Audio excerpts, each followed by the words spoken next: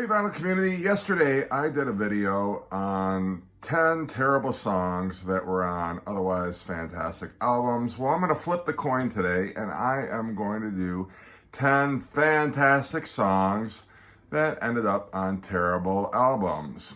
Again, this list is purely my own personal opinion, my own perspective. These are the songs that immediately came to mind on the terrible albums that also immediately came to mind.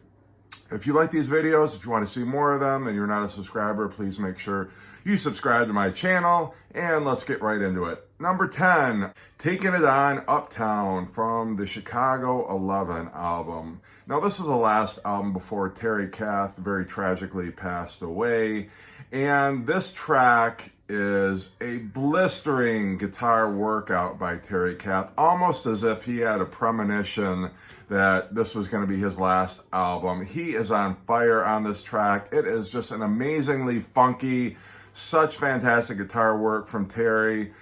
The rest of the album is very bland. Peter Cetera had taken over as kind of the driving force of the band at this point.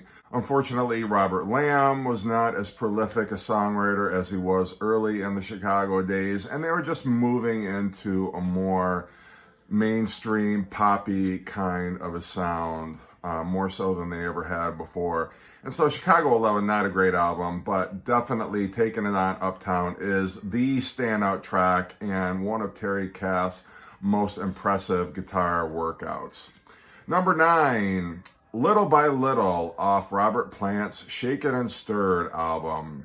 Now, I am a huge fan of Robert Plant's solo album that came before this. The Principle of Moments is one of my favorite albums of the 1980s. But unfortunately, Robert Plant took it a step too far with the Shaken and Stirred album, and it is all the worst elements of the early 1980s, especially album productions. You've got synthesizers, you've got drum machines. It just sounds so polished, sounds so pre-packaged, and just really terrible sounding record, except for Little by Little really stands out on this album. Night and day better than anything else that's on this album. One of my favorite early Robert Plant tracks. Love it to death. Just don't care for the rest of this album. Number 8. And for this one, I am going to go with a double album. One record is a live album, the other record is a studio record. So I'm concentrating just strictly on the studio record here. And I'm talking about Pink Floyd's Omaguma, and the track I am singling out here is going to be Grantchester Meadows by Roger Waters. It's a very gentle, pastoral kind of a track. Not so much what Roger Waters was necessarily known for, but if you know anything about Omaguma, Omaguma was Pink Floyd's attempt to create 4 solo works by each of the band members. So each band member got one half of a side of an album. Side 1, the very first half, you have Richard Wright. The second half, you have David Gilmour.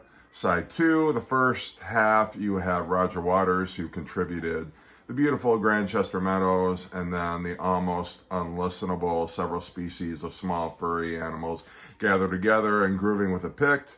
What a mouthful. And Nick Mason takes the second half of side 2. None of it, except for Grantchester Meadows, really works for me. There's pieces here and there. The Narrow Way, David Gilmour's piece at the very beginning, I think he does some nice things acoustically. There's moments in Richard Wright's Sisyphus that I think are okay, but overall, I think the album was definitely a failed experiment, and I think most Pink Floyd fans would agree. But for me, I love Grantchester Meadows. Number 7, gonna go to The Clash from the Cut the Crap album. This is England. Now, This is England is the closest of any track on Cut the Crap to sounding like the classic Clash sound, and it is still miles away from anything that was on their classic albums like London Calling, Give 'Em Some More Rope, their debut. even Sandinista for that matter. But it's still got the great elements of a Clash song. Certainly there are some 80s production elements, drumming, drum machines that could have been done better, but I'll take it for what it is. It's basically the Clash's last gasp. You got Mick Jones, who had been unceremoniously fired before the making of this album. And so this is Joe Strummer and a collection of other musicians doing their best to basically burn the Clash legacy to the ground and crap all over it. But This Is England, I think, is a pretty decent track. Number 6, The Lonely Sea off the Surfin' USA album by the Beach Boys. Now, I wouldn't say Surfin' USA is an awful album, but there is a lot of filler on that record. There are only a few decent songs. Shutdown is an okay track. Surfin' USA, obviously, but The Lonely Sea is miles ahead of anything else on that record. And it definitely is a signpost to future songs that Brian Wilson, sort of those introspective ballads that Brian Wilson would craft so beautifully, like In My Room and Don't Worry Baby, The Warmth of the Sun. All that you can find in The Lonely Sea, and it really was a signpost for where the Beach Boys would grow in subsequent albums. But love that track, one of the best early Beach Boys songs. Number 5, I'm gonna go with Elton John, the Jump Up album. Terrible, except for Empty Garden. I think Empty Garden is one of Elton John's best compositions from the 1980s. Of course, it is a tribute to John Lennon, who had just been assassinated a year and a half before. And so it's a very moving song, and it really takes me back to the classic 1970s Elton John songs, like you would hear on Goodbye Yellow Brick Road, Caribou, Captain Fantastic. Got that classic 70s sound, and it's a very moving, emotional lyric that Bernie Taupin wrote, and it just comes together so great, and I love that track. Number 4, speaking of John Lennon, I'm going with Mind Games off the Mind Games album. Unfortunately, John Lennon really, after the Imagine album, struggled to kind of find his way. You had the Sometime in New York City album, which was very political, very topical.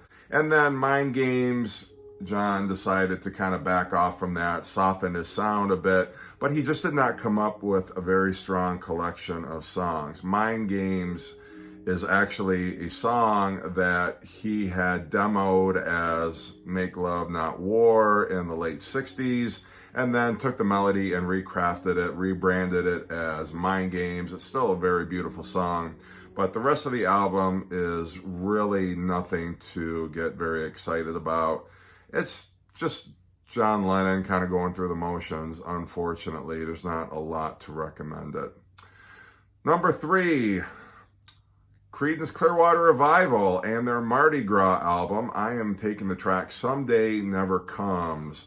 Unfortunately, if you know the history behind the Mardi Gras album, they were down to a trio, and John Fogerty had decided that he was going to share the songwriting duties with Stuart Cook and Doug Clifford, which was not the best idea. They're great musicians, just not very good songwriters. So it's a very weak album. I think John Fogerty only contributes 3 or 4 songs to this album, but I love this one the best. I think this is a Creedence Clearwater classic and among their best. The rest of the album is just shit. Number 2, I'm going to go with Eminence Front from The Who off the It's Hard album released in 1982. Terrible Who album. Really, by this point, Pete Townsend was saving his best songs for his solo albums and had nothing original or inspired to contribute to this Who album. Their second with Kenny Jones after the death of Keith Moon. Eminence Front, though, sounds to my ears like classic Who. You've got the synthesizer arpeggios, which I think work very well. and it's just a great riff. Pete Townsend sings it really well, and I love it. It's just a great rockin' Who track, and stood out even in 1982. My number one, I'm going to go with Queen, Under Pressure from Hot Space. Hot Space, another failed experiment. Queen trying to stay contemporary, get into some of the new wave sounds that were coming out, some of the club music. And it's just not a great idea for a hard rocking band like Queen to dip their toe into waters they have no business treading in. Under Pressure is their collaboration with David Bowie, and it is a breath of fresh air on this album. It is amazing.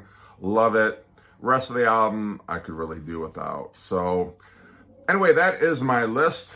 I'm sure you've got some opinions about it. Maybe you've got some ideas of your own. Love to hear it in the comment section. As always, thanks for watching, and take care.